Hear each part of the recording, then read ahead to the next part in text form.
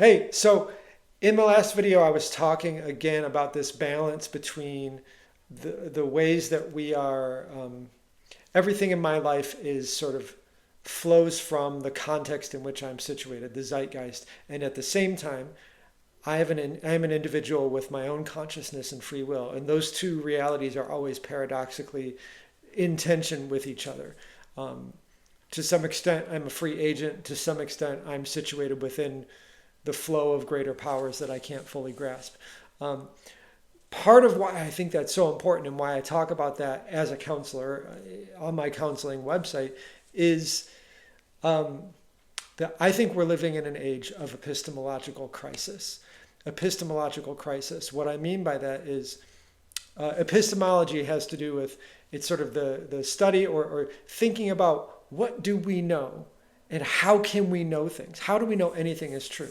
When I say we're living in a time of epistemological crisis, I mean on a broad scale, people in, at the very least, Western culture, but maybe like modern culture worldwide, are struggling with the question of who and how and what can we trust? What can we know is true? Um, and we don't know the answers to that anymore in the ways that we used to. Maybe our culture was never correct about what it thought it knew, but at least it thought it knew things. There was sort of a sense that within, let's say, American culture or Western culture, we were all living in the same basic world, and we had basic foundational agreements that we knew we could share with people when we went to the grocery store or wherever.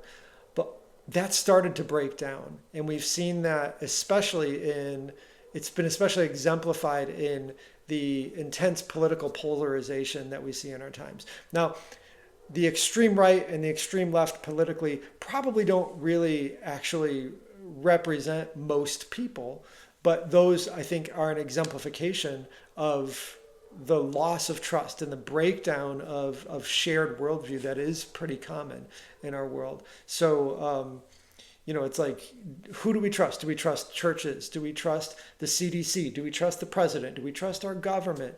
Do we trust anybody at all? Do we trust conspiracy theorists and conspiracies? Do we maybe think that something is more likely to be true if it's a conspiracy theory than if it's part of the mainstream?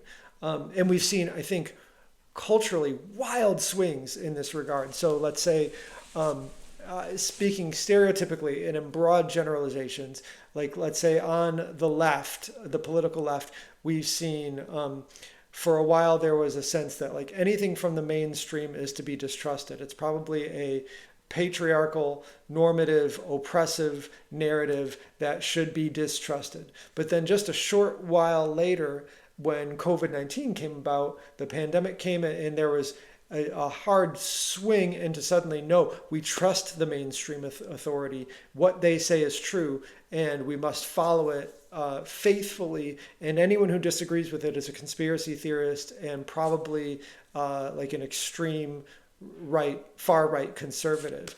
And we've seen the same kind of wild swings on the far right, where there's a sense that everything in the government is untrustworthy until Trump came along, and then he's highly trustworthy or viewed as highly trustworthy. But then as soon as Trump was out, like everything is back to being conspiracy theories and QAnon and all these other sort of off the wall things where we don't know what's true. Is COVID even real? Is it caused by 5G? Can we trust the vaccines? All this stuff. I'm not making a comment on what opinions about all those things are correct. What I'm noticing is trying to take a step back and go, wow, there is epistemological crisis. Nobody knows what or who or how to trust, and it's causing chaos. So the bottom line of that is like we don't have the Walter Cronkite character anymore in our culture who tells us what's the narrative that we all agree with, so that when we go to the grocery store, we know that the person who's bagging our groceries has the same basic worldview as we do. Now, really, we never knew that for sure, but we kind of thought that, and that gave us a kind of security and groundedness and cohesion in society that we could kind of rest in.